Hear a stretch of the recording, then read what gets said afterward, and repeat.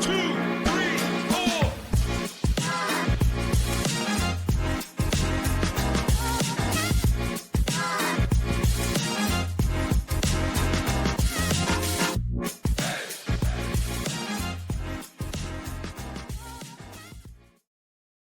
Hello and welcome into the Cubs on Deck podcast.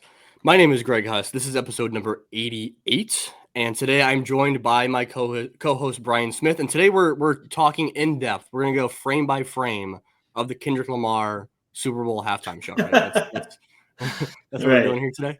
Yeah, that sounds good. I'll have all the Serena Williams angles to break down.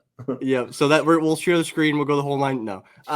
Today we're sitting here talking Cubs minor league baseball. We're actually planning on doing our Cubs minor league fantasy draft that we do every year. That is our nerdy fun thing to do every single year. Unfortunately, Zumac is under the weather, so we're gonna have to postpone that episode. Hopefully, we're looking at a couple weeks from now when we'll drop that one. I don't want to keep teasing it and not coming through with it, but trust me, we are as excited. We're honestly way more excited to do it than you guys are to listen to it. Let's be honest. So we will get that done as soon as we possibly can. So we kind of had to pivot today, and with spring training starting up, we're recording this on February 10th. Pitchers and catchers. Baseball's back. It's back. Baseball's right? back. It's happening. So pitchers and catchers reported on Sunday. So we're seeing guys in camp. We're seeing guys in the best shape of their lives, and Biesterfeld, let's go. He is. Ballesteros is in phenomenal shape, dude. I think between Jordan Wicks and Moises Ballesteros, they're killing it. Yep. Yeah. Really.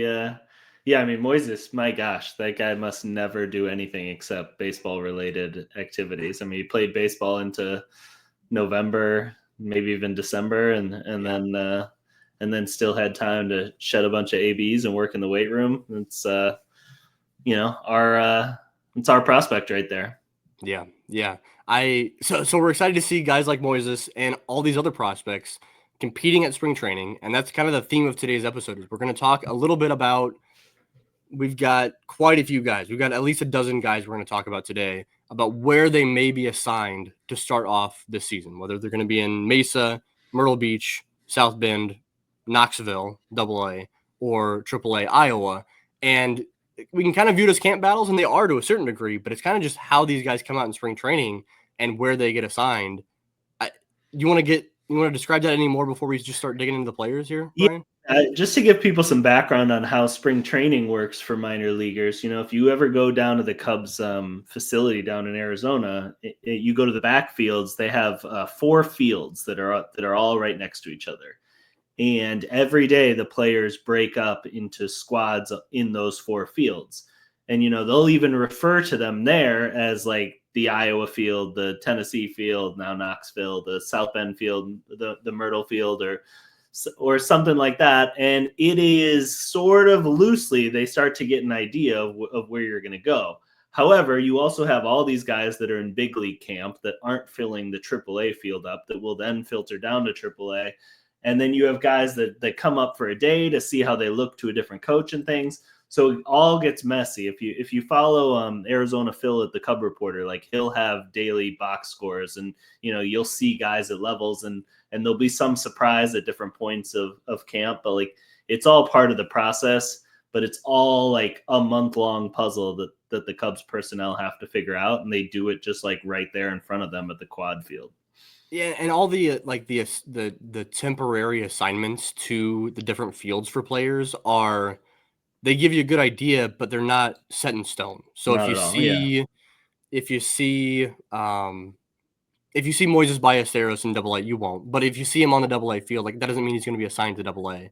They used to have Ed Howard do a lot of like AAA field stuff, like even when he was still in high A. Just so I think it probably had to do with what that group needed out of that day, a certain coach that they wanted him to work with. So it gets pretty nuanced.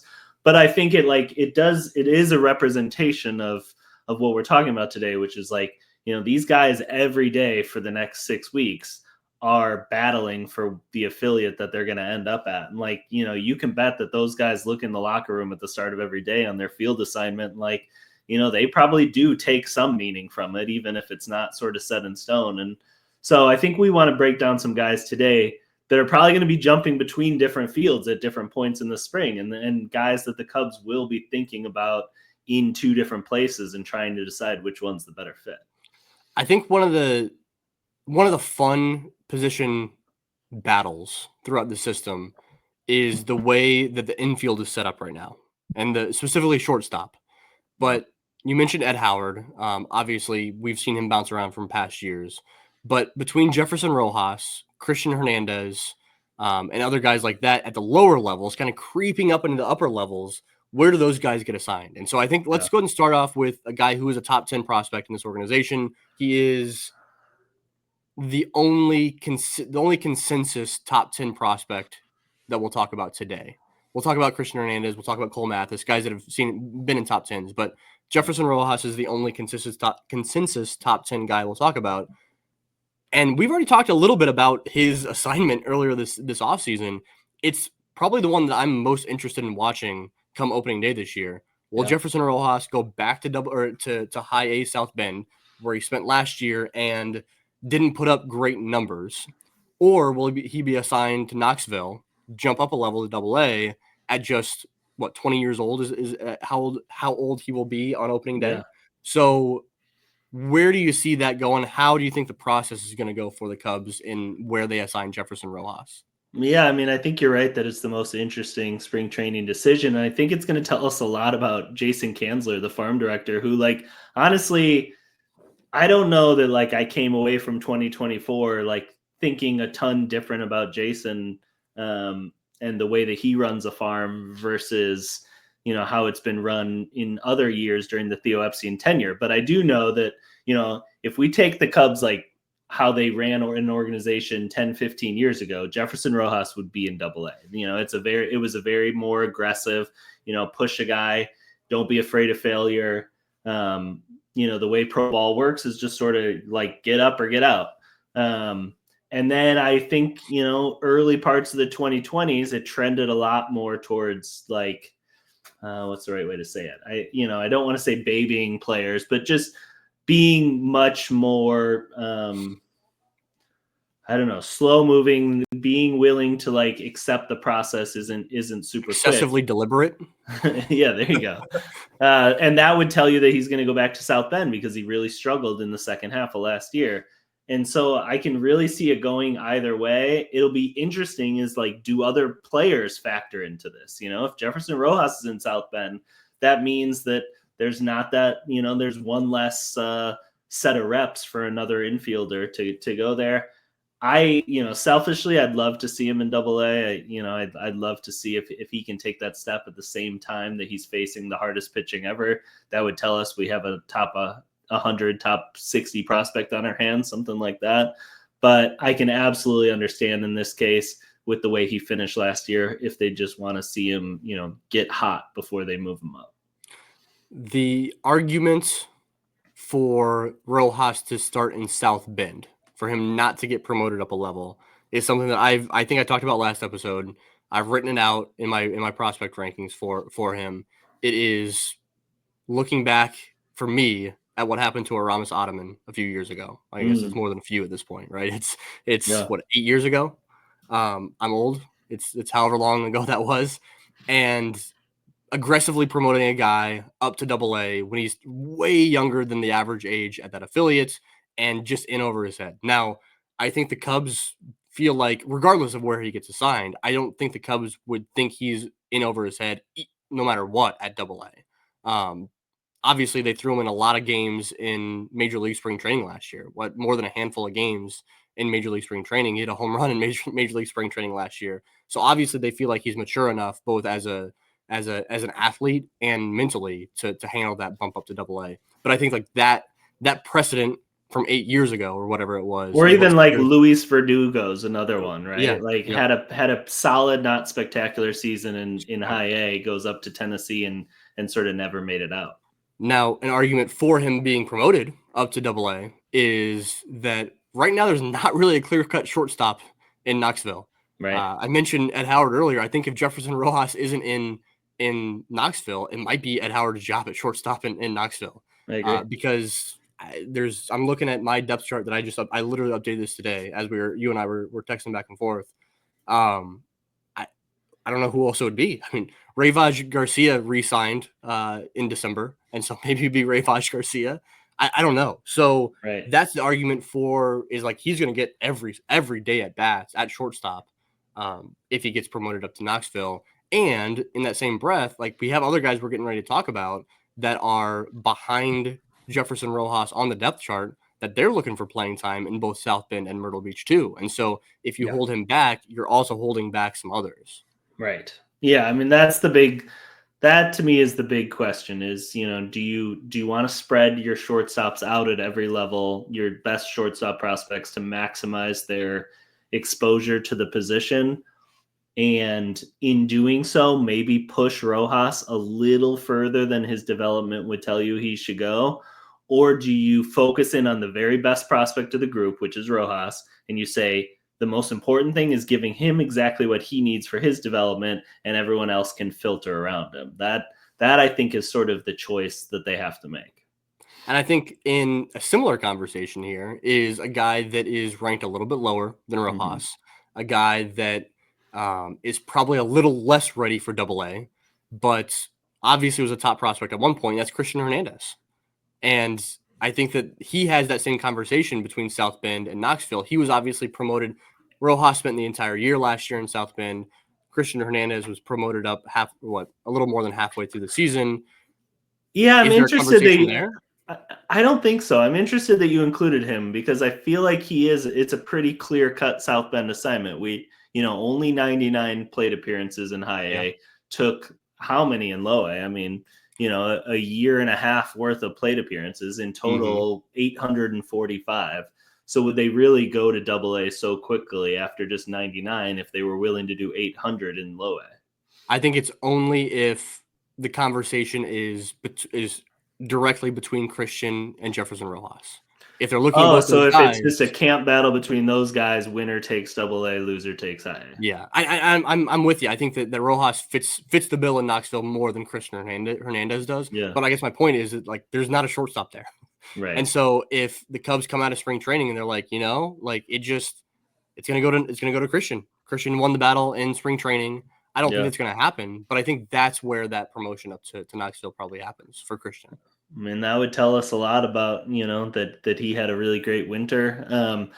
I guess now that we're talking about it right now, I mean, I will tell you that I have Rojas in my depth chart in Knoxville.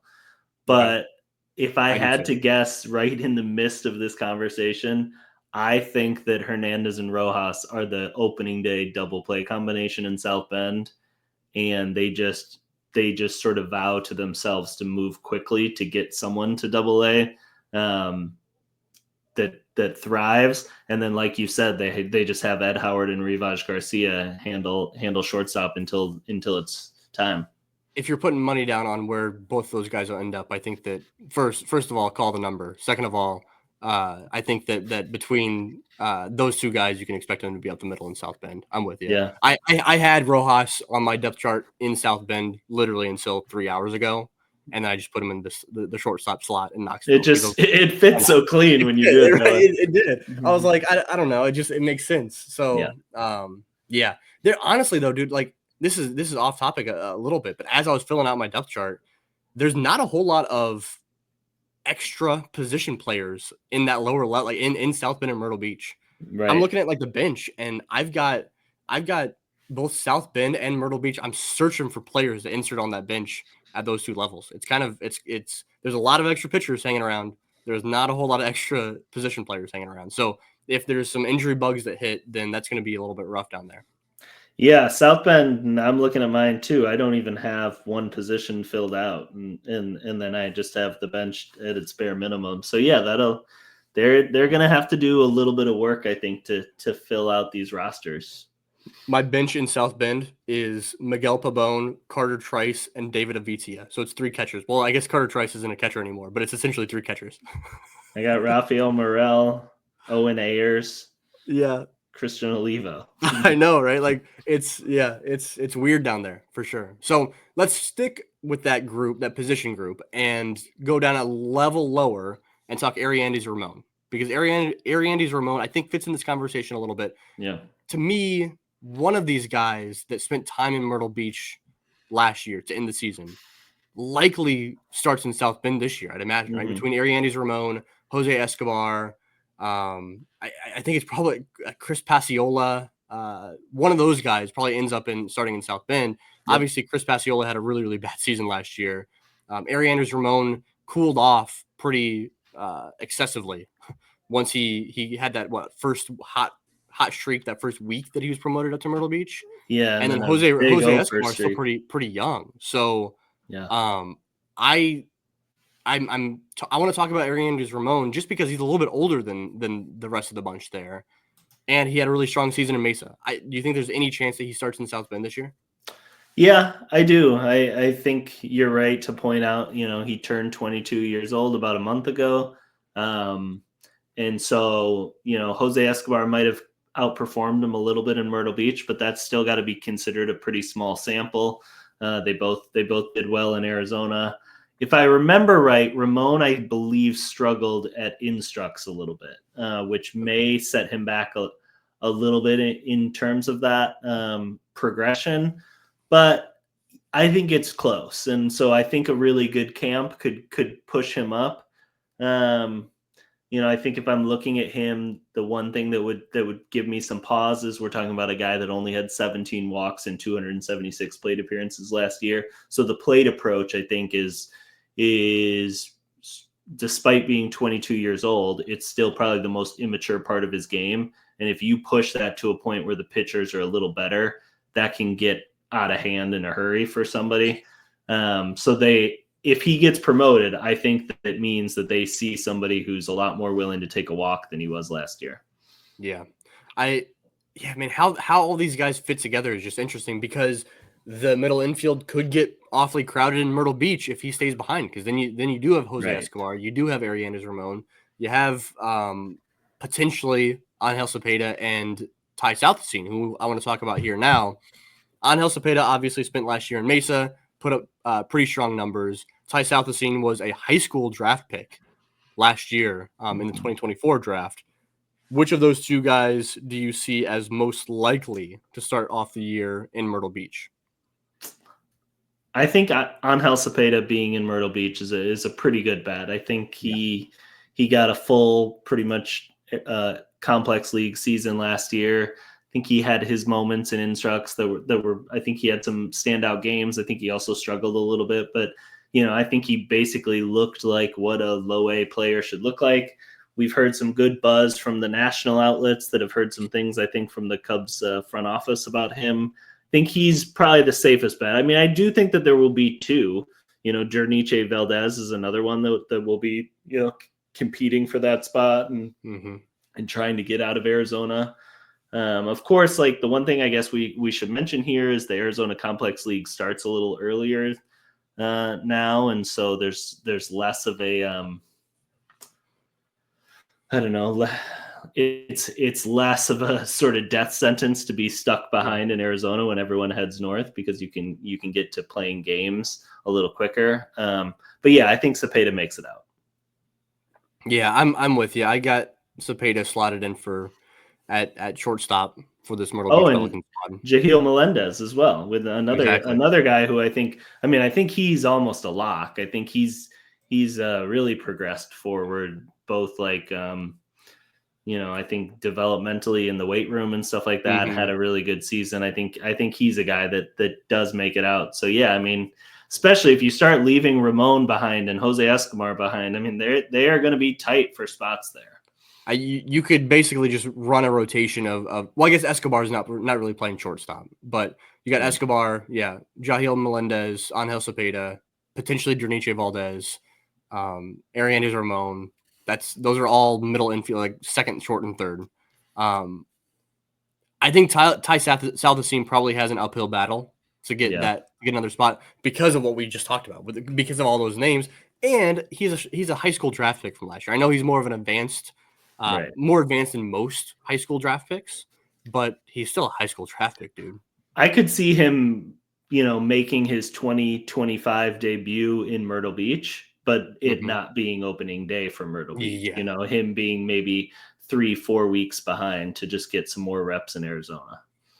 Yeah, I'm hoping that he works on. I mean, like he works at multiple positions down in Mesa, so that it can be at second base, it can be at I don't know about third, but it can be in center field, left field, maybe something like that. I'd love to see that from Yeah. Ty Southisene. So yeah, I this whole group is just super interesting to me, I guess. Any other names you want to throw out with this group of young middle infielders before we move on to some pitchers? No, I think we slowly touched on all of them. Okay. Let's. Oh, actually, I got one more thing. I was listening to, I believe it was R.M. Layton and Jack McMullen on the Call Up podcast when they were going through their new Cubs rankings. Which shout out to Jack McMullen, who just got hired as the radio voice of the Miami Marlins, which is super fun, super impressive. Shout out to Jack. But they were talking about Jahil Melendez and his performance in Mesa and how strong the overall performance was, but his inability to make contact with non-forcing fastballs. So that's going to be something I'm going to keep an eye on. He was batting like, I think RM said somewhere in like 150, 160 batting average against off-speed pitches. So something to keep an eye on during his time in Myrtle Beach, obviously. And I don't know how much it'll impact him in Myrtle, but maybe once he reaches South Bend or Tennessee, where he'll start seeing more good off-speed pitches, that's where it might start impacting a little bit more. But I'm going to keep an eye on that. That was just an interesting note that RM threw out there. Yeah, I mean, it's nice that we're at a time where, pitching machines can throw really like varied stuff. And, if your developmental checklist is as easy as hit a breaking ball, well, you can now go see, really good breaking balls for 3 months, in the off season and really make progress there. So, hopefully we'll see that. Dude, also kind of wild. I know it's not public data yet, but also kind of wild that we have information. We have data on a complex league player on how he does against fastballs versus off-speed pitches. Imagine saying that, 10 years ago?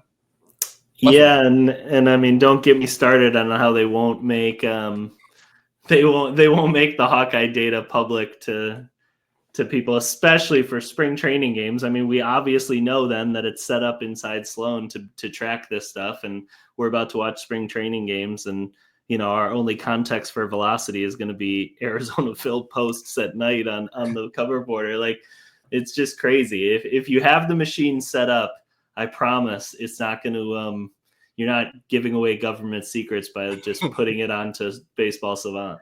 Dude, part of me is still holding out a little bit of hope that this year we'll see StatCast, like the StatCast data that we saw in Iowa the past 2 years now, right? Yeah. Part of me is still holding out a little bit of hope that we'll see it in the other full season affiliates this year. Yeah, I think they were. I know they talked about doing it at one more level last year, and then decided to pull the plug on it. And so, yeah, I don't know. It's frustrating. Wishful thinking, but I'll sit here and be wishful. I don't know. We'll see. All right, let's talk a couple of relievers, and these are kind of interesting names to bring up because they are Riley Martin and Frankie Scalzo Jr., both friends of the podcast.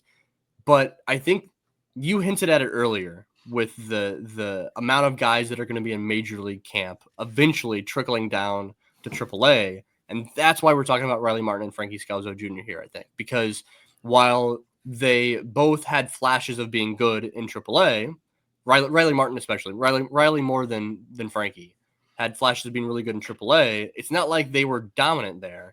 And the Cubs have signed a bunch of dudes to minor league contracts, a bunch of like major league veteran type guys to minor league contracts. And really it's going to be a battle of seeing how many of those guys stick in the organization, right? I'm thinking of the Cubs signed Trevor Richards. They've signed Phil Bickford. They signed Brad Keller. They have Matt Festa hanging around. They have Ben Heller. Brandon Hughes is back in the organization. Shout out to Brandon. There's a lot of dudes that sign minor league contracts and say they all come back. They won't, or stick around the organization. They won't, but say they all do.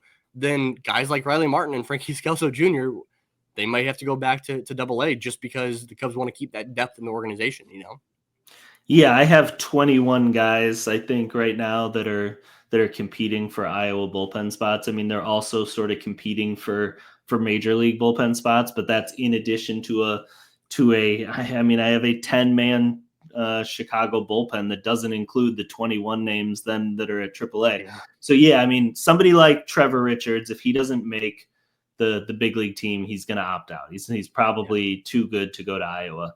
But, a guy like Ben Heller, probably would at least hang in Iowa until his opt-out date might be, he might have a May 1st or a June 1st opt-out date.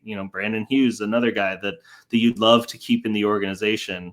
There's just a bunch of them. And the way that impacts Riley Martin, Frankie Scalzo, and I'd say Zach Lee being the third one, those guys have all shown a lot of mastery of the AA level. I mean, Frankie Scalzo's ERA last year at the AA level was 0. And it would just, I know if they get assigned there, like there's no doubt, and they should feel like somewhat insulted, right? They've mastered it. But part of being in an organization, and especially when you're a reliever, like there's so many needs at the major league level that maintaining as much depth as possible is just, it's part of the business. And so I think we really have started to see that in pro ball, where even the AA roster is filled with guys that belong in AAA at the start of the year until the injuries really start accumulating. Yeah. Well, we can talk about Eriandys, Ramon, or Cristian Hernandez really like earning a spot at one of two levels. Like they would earn it. They would go out there and earn the promotion, or they would earn being back at the level they were at to end last year. I think that with Riley Martin and Frankie Scalzo Jr., they wouldn't earn going back to AA. Right. Like that, it wouldn't be because they struggle in spring training. It would just be because that's the way the Cubs organization worked its way out. And the Cubs want to keep that depth. And so that's unfortunate. You're right. I think that like it would be best for them to take it as an insult, right? And go out there and shove and Frankie Scalzo to put up another 0 ERA in his time in AA. But it just kind of sucks for guys like that. But it's part of the business, I feel like. I gotta say, I was going through on our 1060 West Discord. I wrote up some stuff on all the pitchers that are in camp this year, and I did a deep dive on a bunch of guys and was looking at their minor league data and stuff. Man, Riley Martin really jumped out to me as somebody that, you were on this train more when we were talking in Rule 5 season, I think, than I was. I don't think I really took Riley seriously as a Rule 5 option. But looking back, I mean, would have been a really good case for a team to grab him. I think he has a good case to contribute this year, really on the back of his curveball. When I looked at his curveball, there's like one other left-handed pitcher that throws a similar curveball to him in terms of velocity and depth in all of Major League Baseball. He actually, like, the pitcher that he throws the most similar curveball to might be Garrett Cole. They're actually like really pretty similar in characteristics, just from opposite sides. Is that good? Yeah, that's a positive thing I'm saying about Riley. And so, if he goes to AA, I mean, it is crazy. It does show that the team took the job of adding depth this season seriously. Yeah, if either of these guys, and Zach Lee for that matter, if those guys get assigned to AA and they understand the assignment, right? If they understand why they're there or use it to their advantage mentally, then man, they're gonna shove. Yeah. All three of those guys are gonna shove in AA if they get assigned there. Now, I still have Riley and Frankie penciled into Iowa. I have Zach Lee penciled into Knoxville, but it's just so much can happen between now and a month from now.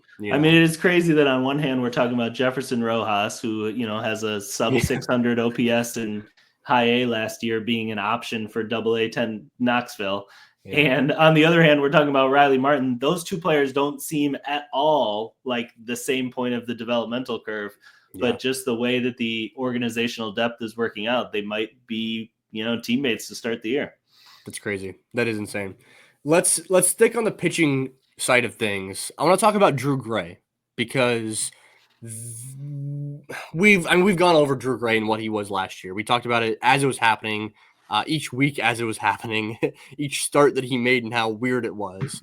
Yeah. And then we've talked about it this offseason. But really it comes down to, like, is Drew Gray going to get assigned back to South Bend? Will he be up in Knoxville?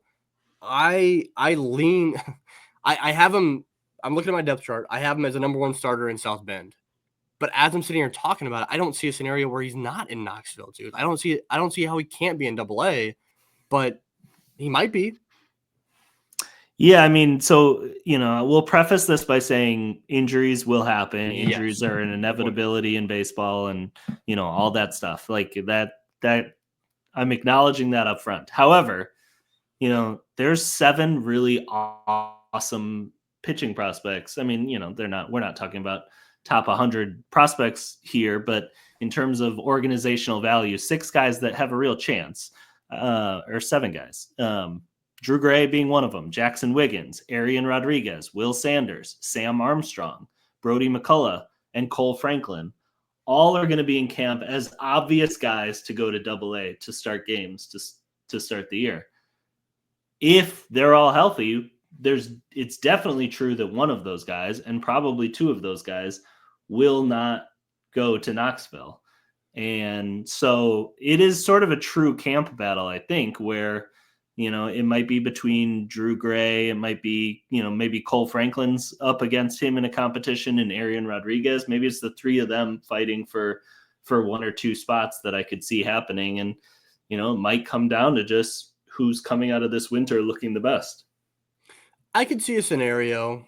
I don't think this is likely, but I could see a scenario where if you can take Cole Franklin out of that mix, by holding him back in Mesa, obviously coming off the injury from last year, hold him back in Mesa long enough for one of those veteran minor league signings we just talked about to opt out of his contract, and then Cole's assigned to AAA. I can see that happening even. I know, like, he finished. I mean, obviously, he got 1 start in at AAA, and that'd be kind of a coming back from injury and aggressive assignment. But that's one way you can handle Cole.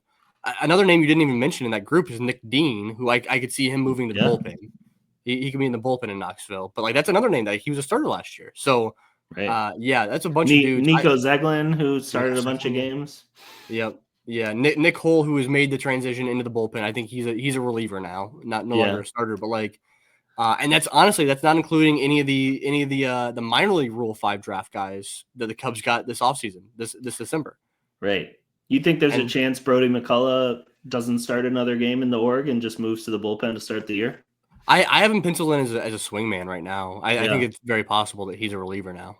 Yeah. So as the conversation relates to Drew Gray, I will say second half after the Major League All-Star break. So this is just July 24th on. He started 7 games, 2.73 ERA, 43 strikeouts against 19 walks. 19 walks being, a little less. It was 33 innings, still way too many walks, but it got a little better. He had 2 bomb starts to end the season, and really, 4 of those last 7 were really good. So, I think sort of statistically, he has the resume to be able to move up. But, a lot of these guys, they ended their season last year. They probably got off-season plans from the Cubs on what they wanted them to work on. It might come down to sort of who did their off-season work most effectively, and who didn't is the guy that has to go back to South Bend to start the year. I can see. I think that of all the players we talk about today, I think Drew Gray might be the player whose assignment is based on his spring training performance the most. Mm-hmm. Because, like we were just talking about, like he obviously finished the season strong for the most part. But he just goes on these stretches of like being really good or really bad. If he comes into spring training and he's really bad for 3 weeks, 4 weeks, whatever it is, then I don't know, man. Like he could be just based on the spring performance back down in South Bend, and then maybe Jackson Wiggins gets that bump up, or Arian Rodriguez, or they roll with. I mean, Matt Thompson is still in the organization. He's not a prospect like some of these other guys, but he eats innings.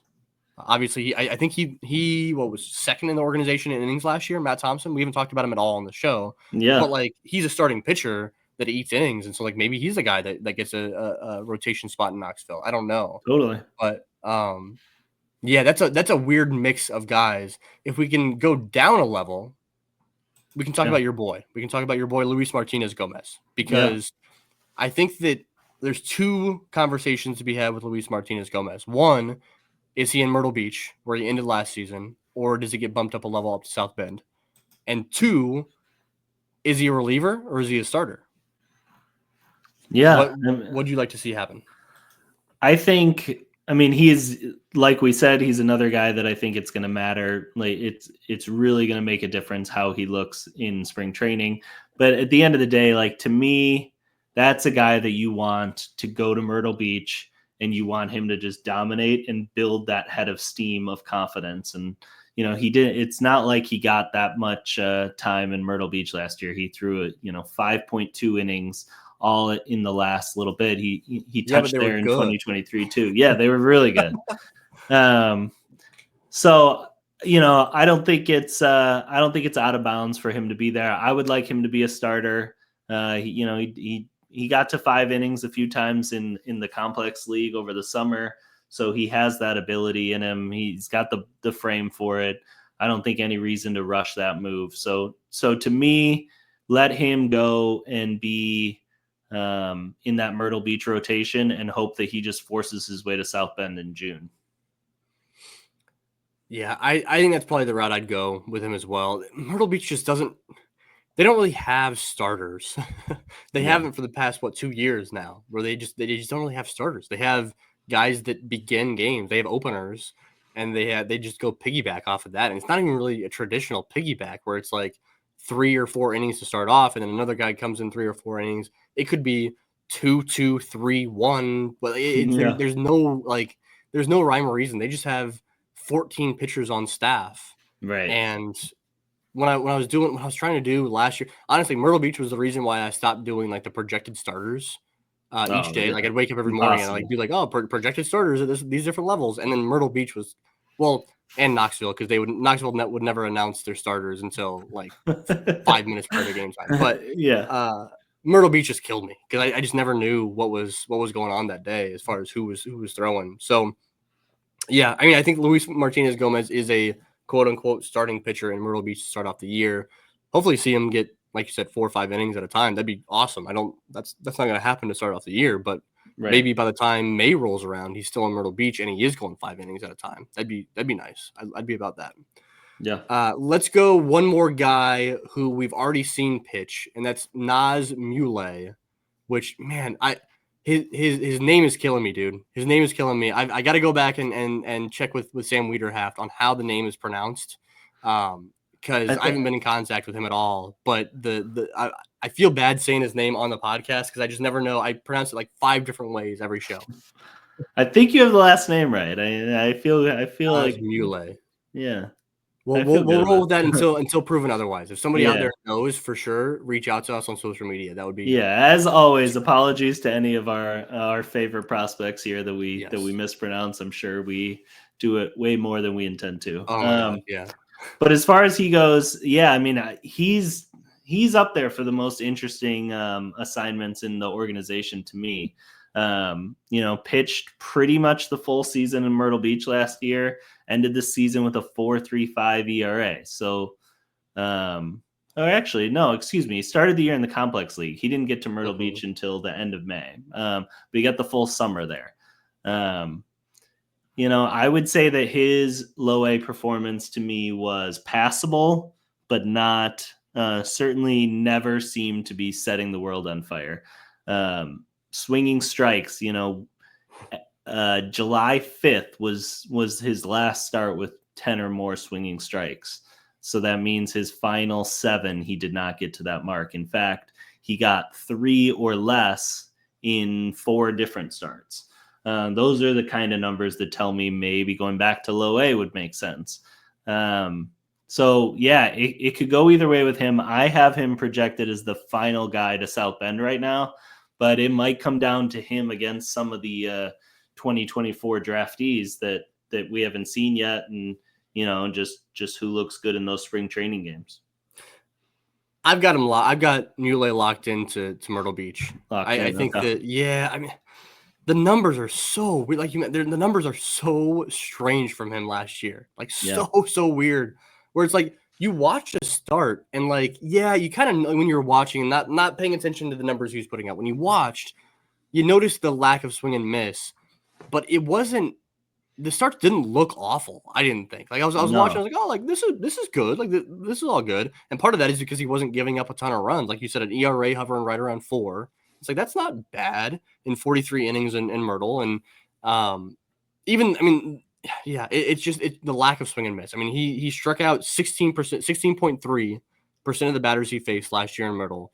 He walked 16.8. He walked more than he struck out in 43 innings, which is obviously not what you want to see. He was getting a lot of ground balls, which is fun. 52% ground ball rate during his time there, but the swing and miss, like we've both said, 10.8% swing strike rate, which is very low.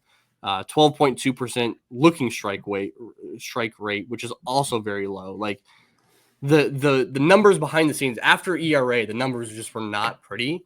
But like I said, it didn't look ugly when you were watching. So I'd send him back to Myrtle Beach. I'd work him as a starter.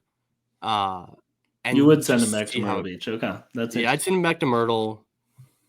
I'd work him as a starter, and then I don't know, man. I wouldn't be opposed to him working as a reliever though either. Like I think that's fine too. I just go back and forth. He's a weird case, dude. He's a weird case.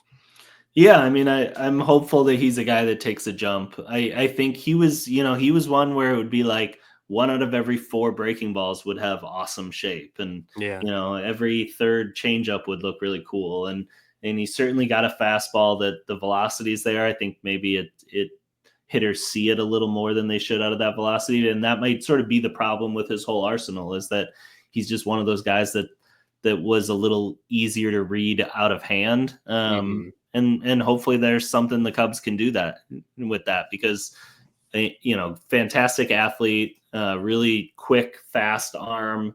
And, I mean, this is what we want to believe the Cubs organization is developmentally now, with how much money they put into pitching development. Arms like this, you have to make into good prospects. Yeah. Like that is the responsibility of the organization. And so I really want to see for literally the organization's sake that Naz is improved this year.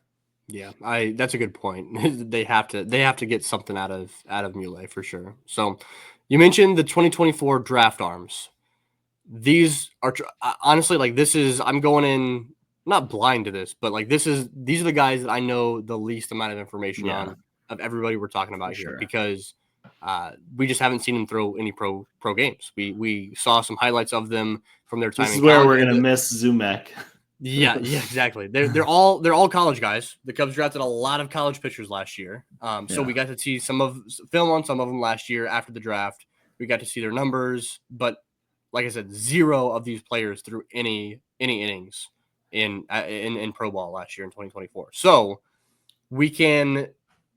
are there any names that stick out, especially to you, from the draft class last year that you want to call out that we might see in South Bend to start off the year? Because that happens every year, right? We saw that last year was Will Sanders? No, Nick Dean was. Nick Dean started in South Bend after being drafted the previous year, right?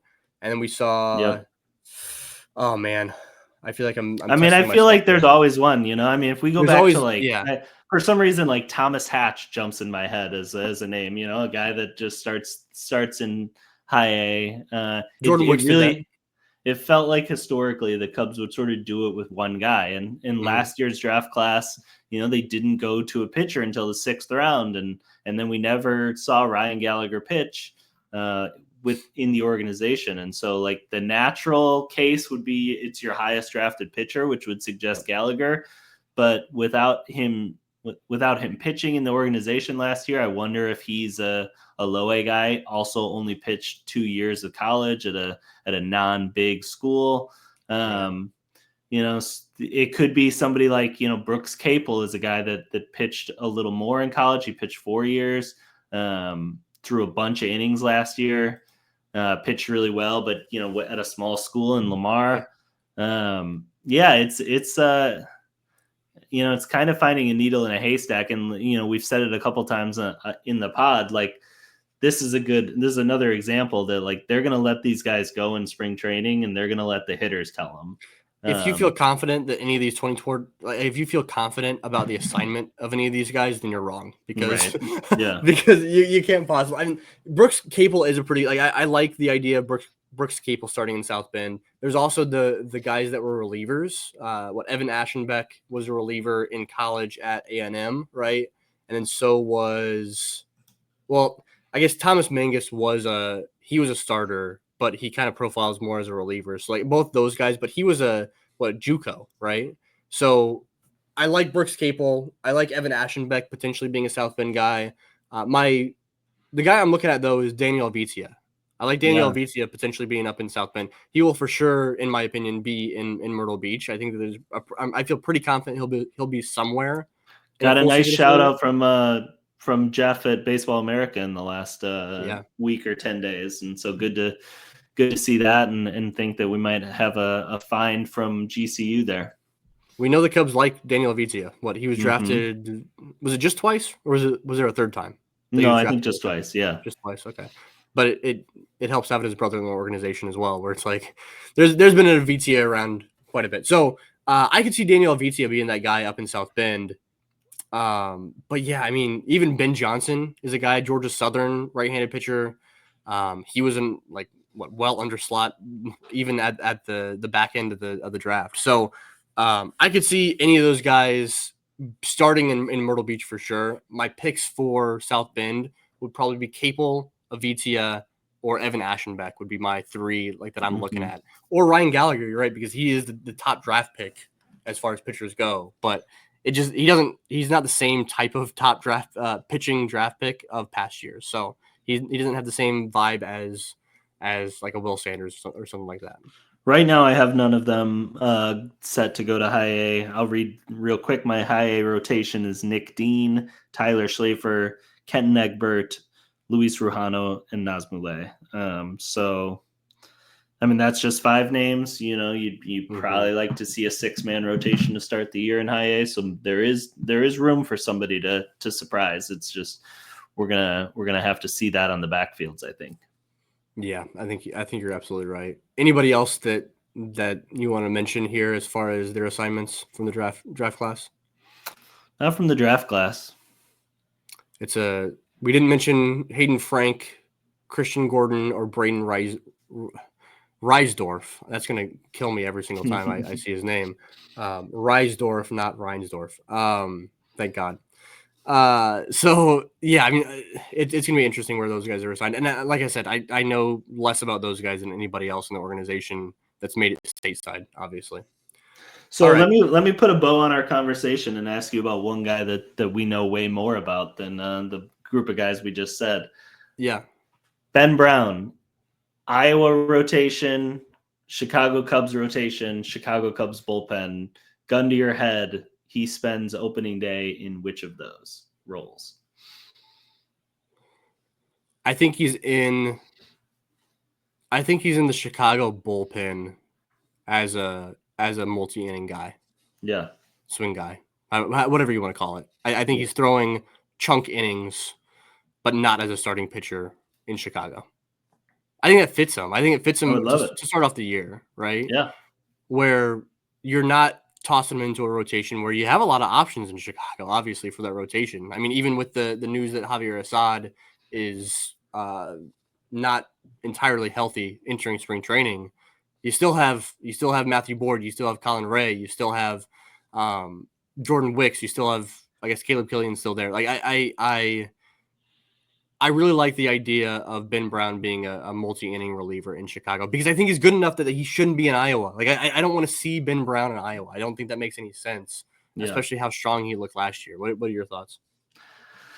Yeah, I agree. I mean, especially the Assad news, I think, makes it easy for Colin Ray to be the 5th starter, which leaves a long man job that I think Ben Brown would be perfect for to sort of split with Nate Pearson. You know, I think one guy sort of takes long man and one guy takes middle relief, depending on how camp goes. And I think that's a good bullpen. I mean, man, if you put Ben Brown in the bullpen, I actually feel a lot better about the bullpen than I do if he's not in it. And so, you know, and that's probably not true with any other role that we said for him. Like that's the one that, to me, makes me feel best about the major league team and the impact he could have on it. Agree. So that probably tells you that is the right spot. I agree with that. I do have one more prospect I want to get to in a bit here. It's a fun name that you guys will want to hear about. But Jordan Wicks, friend of the show, here on Cubs on Deck. How does Jordan Wicks win a spot in the Chicago rotation? Yeah, I mean, especially if Javier Assad's injured, I think it's there for the taking for Jordan. I don't think it's a stretch at all to say that Jordan Wicks projects better in 2025 in the major leagues than Colin Ray does. I think if you ran 10,000 simulations, it'd be, I personally would say I bet Wicks ends up the better pitcher and more than Ray does. And so I would love it and advocate for him to take that spot. He put in the work this offseason. He looks like he's in fantastic shape.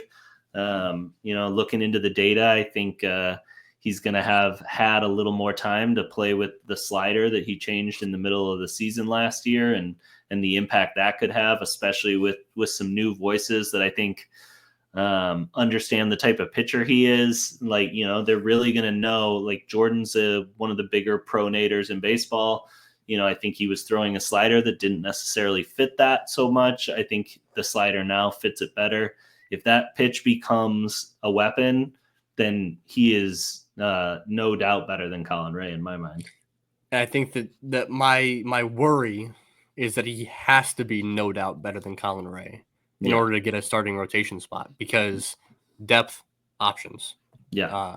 Those two things are going against Jordan Wicks to win that spot, obviously. So Totally. Honestly, dude, it may be a situation where, like, really the roster spot is between Jordan Wicks and Ben Brown.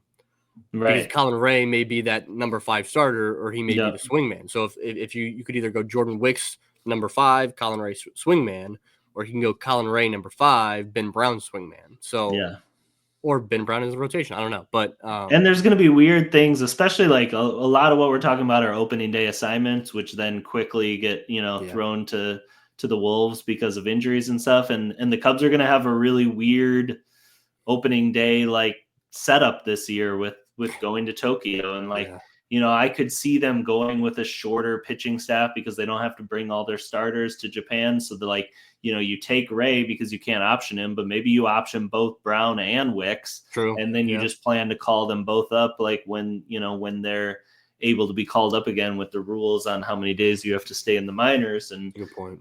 And you play around with it that way to keep somebody like Trevor Richards in the organization just a little longer. And so the Cubs are gonna have some roster games to play because of the Tokyo thing that I haven't even really begun to wrap my head around. But they have such an interesting start to the year this year with going from Tokyo back to Arizona, where all the guys will have houses and have spent the month before it and play 4 games in Arizona, and then they go over to Sacramento and have the pomp and circumstance of playing there. All before they even think about going to Chicago. So it's going to be a really interesting start to the season, and I think it is going to affect the way that they build the roster. All before they play in a Major League Baseball stadium. Yeah, right. All right, man. One more prospect that we got to hit on here that I want to hit on before wrapping up. Jonny Long. Yeah. Because what an interesting situation he's in, where all of a sudden he's kind of been thrust into this first base depth chart for the major leagues. And I never would have predicted that this time last year. So I guess the first question is on the theme of what we've been talking about up to this point. And is he in Knoxville? Is he in Iowa? And then also, how do we potentially see Jonny Long in Chicago this year? And when is that? And how does all that go down? Because he was damn good last year. Yeah. If he comes out and performs not as good as he did last year, but still well, then when do we see him? Where do we see him? Yeah, I have been somewhat stubborn when I've done my depth charts this offseason and have kept him in AA the whole time. And as we get closer and closer to camp, I think I wonder more and more, because I just figured that they would add another first baseman, especially a right-handed first base option. And they just haven't yet. There's rumors just this afternoon before we recorded that they were maybe interested in Justin Turner, who I think would fit the major league team well, but that doesn't really solve the question of who plays first base in Iowa. There isn't, if Jonny's not there isn't really a natural fit. You can have BJ Murray play first base, and he's done that before. You can have Chase Strumpf play first base, and he's done that before, but those aren't necessarily first basemen by trade. So if you view Jonny as a first baseman, I think Iowa makes a ton of sense. I have to say, I don't. Tape-wise, I think of Johnny Long's better fits as third base and left field. Specifically, I would love to see him get a bunch of games at third base this year. And to me, he could do that in Double-A, and it would make the most sense. Let's see if he can repeat that performance in Double-A. Let's, just like we said with a couple other players, get some confidence going and get to Triple-A with a head of steam versus starting there and all the weird nuances with how umpiring works there and stuff. I don't know that I want to throw him into that. I kind of want to see proof that the breakout that just kept happening more and more as last year went along will continue this year. To bring this whole thing full circle, when we were talking about Jefferson Rojas at the top of the show, I was like, oh, there's this hole at shortstop in Double-A that he can just slide right into. It's great. But I don't view this hole at first base in Iowa in the same way. Where there is a hole. There's no natural first baseman, but I'm not as quick to slide. I was quick to slide Jefferson Rojas over in that hole at shortstop in Double-A. I'm not as quick to slide Johnny Long into that hole at first base because they spent a lot of the season last year. I know that Matt Mervis was there in AAA Iowa last year, but he also spent a little bit of time injured. And there's also times when they were kind of moving him in and out of first base and DH. The Cubs were more than happy to play BJ Murray, Chase Strumpf, Moises Ballesteros a little bit over at first base and just kind of make first base work. There's somebody else there last year too that I'm drawing a blank on, but they were more than happy to kind of shuffle guys around and play first base quite a bit. So I could see them doing that again. If Johnny Long is at first base in Iowa, it's more telling about how they view him in terms of the major league roster than him as a prospect. That sounds like the same thing, but it's different, right? Where right now it's Michael Busch, it's John Birdie is the backup first baseman in Chicago. Yeah. And then if they don't sign obviously Justin Turner, then then it is Moises Ballesteros or Johnny Long, right? It's one of those two guys as your next up at first base. And so if Johnny Long is at first base on opening day in Iowa, then I think if there's an injury to Michael Busch, he might be right there by default, not because he's necessarily killed it in Iowa, but by default, somebody has to play first base. I don't see anybody else doing it on the major league roster. So yeah, I've got him in Knoxville right now, but along with Jefferson Rojas, it's going to be a super interesting assignment. One of my favorite things to follow this spring is where he gets assigned come opening day. Yeah, he's going to get in a bunch of big league games in the second half of some Cactus League games, and that'll be a really good chance for him to make an impression on somebody like Craig Counsell.